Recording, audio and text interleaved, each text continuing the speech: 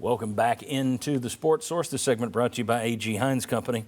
Folks, if you're wanting a stone look for your home or business, be sure to consider manufactured stone. It's lighter, first of all. It's more cost-effective than traditional stone, and it features greater consistency of materials, plus quicker installation times. Everything's going in the direction of the manufactured stone.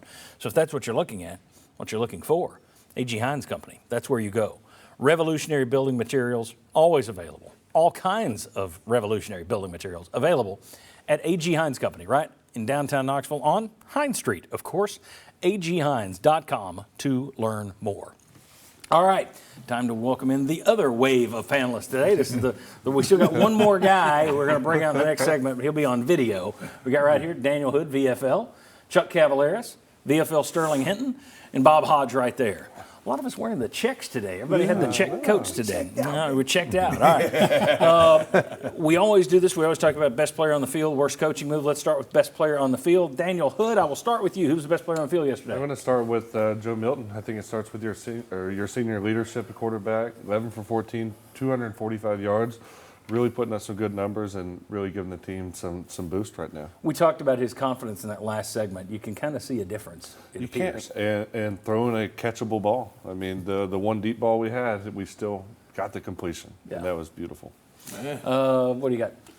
I still like Jaylen Wright. I mean, it was his 600-yard game right off the bat. The second play, he goes 82 yards, and now he's gone over 2,000 yards for his career.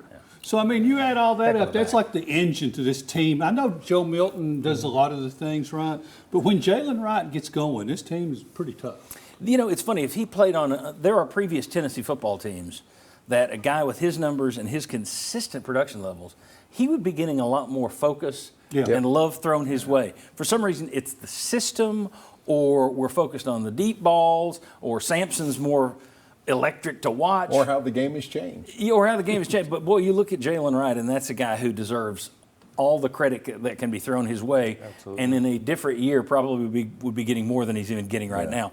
Sterling Hinton, best player. Best player, though, Joe, obviously, but I'm going to go a different route as far as yesterday is concerned. Tyler Barron.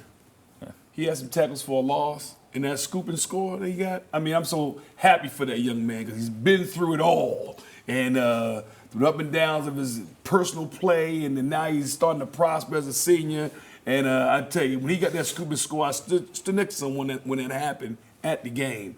And they were like, we said at the same time, we're happy for him. We're happy for him. So I'm going Tyler Barron. And I'm going to throw one back at you. He had a good game yesterday, caught a deep ball. Ramel Keyton. Yeah, and there was something you noticed that you noticed it in the Virginia game, the one he didn't catch, and you noticed something different yesterday. Well, the Virginia game, I'm going to give him a pass because of the sun. No, just explain what your deal is. No, you're not giving him a pass. You're going to show what he did. Okay. The one at home, and it's the same exact play, ran 3 times, 2 drops. Yesterday we got a touchdown. And it was wide open, so a lot of times receivers have a tendency to just jog and get relaxed inside the route. And one time I saw with my own eyes at home a couple of weeks ago when he dropped the ball in the same exact spot, his hands went down. And I remember Coach Keepy Brown saying to the receivers back when we played, if I threw you $1 million, if you get relaxed, your hands go down, you're going to drop it.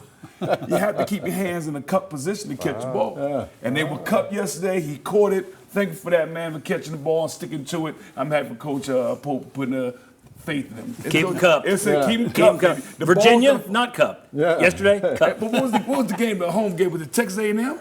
Where it was another uncupped.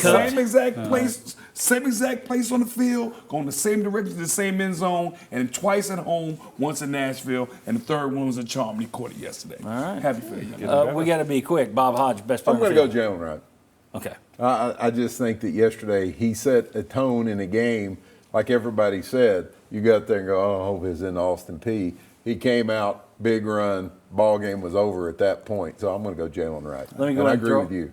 He needs more. Yeah, I love. mean, he doesn't get as much credit as he deserves. Let's go ahead and put up a whole list here. Don't forget about it. I'm just going to let you read it because all of these guys, I put in all the guys who scored touchdowns. I even put in Charles Campbell, who had 7 PATs, because I had put in Josh Turbyville, who hit his first career field goal yesterday. It's like, well, I can't leave out Campbell. He's 7 for 7 on PATs. So, everybody get in there. Nico with his first touchdown pass, McAllen Castles, Aaron Beasley with an interception return, Jalen McCullough an interception return, Tyler Barron with the fumble return, Squirrel White with the pretty catch, Joe Milton, a couple of touchdown throws and a touchdown run, Ramel Keyton, the pretty catch, Jaylen Wright, and there's a long, long list of more guys that we could get to.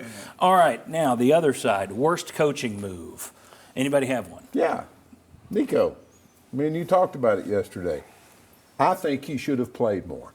I've waited all season to see him. He comes out, he looks good, he looks sharp, he looks like he's in control against a crummy team, not a lot standing on the other side of him.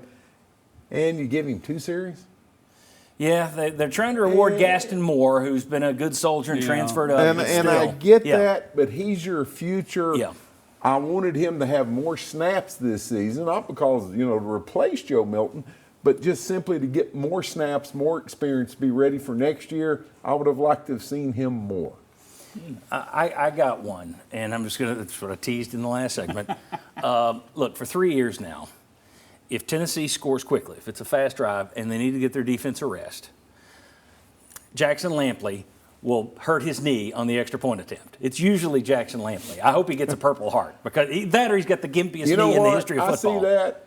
If I'm his dad, Brad Lampley, I call over and say, get my son off the extra point team. It's too dangerous. It's too dangerous. You're getting him killed out there. Yeah, I mean, it's typically Jackson Lampley. Dane Davis has had a few. Yesterday you got in a couple of other guys because it was so obvious. But it's anytime you have a fast score and you want to give your defense a bigger rest, right. Offensive lineman goes down.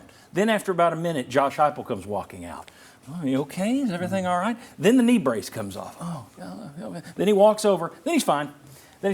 And here's, okay, fine. That's the way the game is played. Your offense is so fast, so dynamic. You want to get them defense a rest, fine. But Tennessee fans shouldn't boo the other team every time a player goes down on their side because you can sit there and go, well, this is a PAT. This is different. It's not. Both groups are trying to game the system. We're trying to slow you down, so we're going to fake an injury.